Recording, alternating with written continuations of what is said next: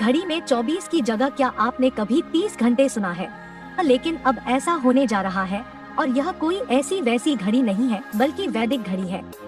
यह वह वैदिक घड़ी है जो मुहूर्त और राशिफल के साथ साथ कई और महत्वपूर्ण जानकारियाँ भी आपको देगी।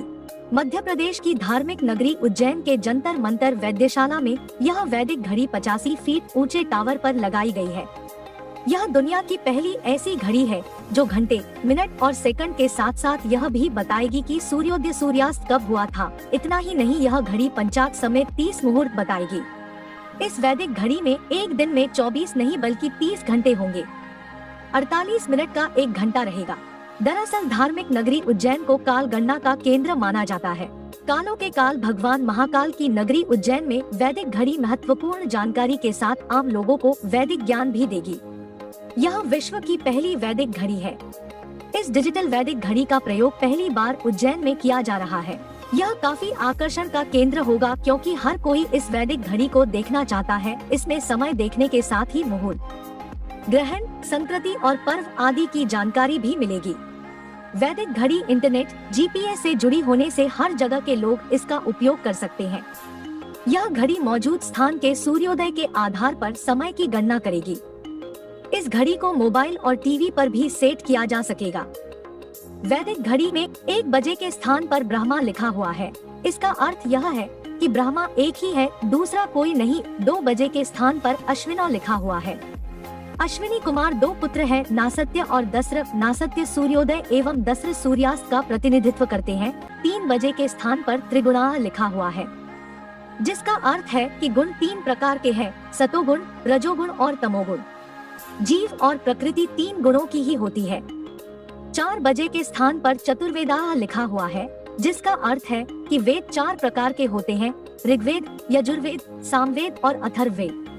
वेद ही हिंदुओं के धर्म ग्रंथ है, दूसरा कोई धर्म ग्रंथ नहीं। 5 बजे के स्थान पर पंच प्राणा लिखा हुआ है, जिसका अर्थ है प्राण 5 प्रकार के होते हैं, अपान, समान, प्राण, उदान और व्यान। शरीर में यह मुख्यतः 5 प्रकार के प्राण स्थित होते हैं। 6 बजे के स्थान पर षडुसाह लिखा हुआ है। इसका अर्थ है कि रस 6 प्रकार के होते हैं, मधुर, अमल, लवण, कटु, तिक्त और कसाय। 7 बजे के स्थान पर सप्तर्षया लिखा हुआ है। इसका अर्थ है कि सप्तऋषि 7 हुए हैं, कश्यप, अत्रि, भारद्वाज, विश्वामित्र, गौतम, जमदग्नि और वशिष्ठ। हर युग में अलग अलग सप्तऋषि हुए हैं। 8 बजे के स्थान पर अष्ट सिद्धियां लिखा हुआ है। इसका अर्थ है कि सिद्धियां 8 प्रकार की होती है, अणिमा, महिमा, लघिमा, गरिमा, प्राप्ति, प्राकाम्य, इशित्व और वशित्व। 9 बजे के स्थान पर नवद्रव्याणि लिखा हुआ है। इसका अर्थ है कि 9 प्रकार की निधियां होती हैं, पद्म, महापद्म, नील, शंख, मुकुंद, नंद, मकर, कच्छप, खर्व। 10 बजे के स्थान पर दशदिशा लिखा हुआ है। इसका अर्थ है कि दिशाएं 10 होती है, पूर्व, पश्चिम, उत्तर, दक्षिण, ईशान, नैऋत्य, वायव्य, आग्नेय, आकाश, पाताल। 11 बजे के स्थान पर रुद्राय लिखा हुआ है। इसका अर्थ है कि रुद्र 11 प्रकार के हुए हैं, कपाली, पिंगल, भीम, विरूपाक्ष, विलोहित, शास्ता, अजपाद, अहिर्बुद्न्य, शंभु, चंड और भव। यह भगवान शिव के रूप है। 12 बजने के स्थान पर आदित्याह लिखा हुआ है। अर्थ यह है कि सूर्य 12 प्रकार के होते हैं, अंशुमान, अर्यमन, इंद्र, त्वष्टा, धातु, पर्जन्य, पूषा, भग, मित्र, वरुण, विवस्वान, सूर्य और विष्णु, वामन। यह ऋषि कश्यप और अतिथि के पुत्र हैं, जो देवता है।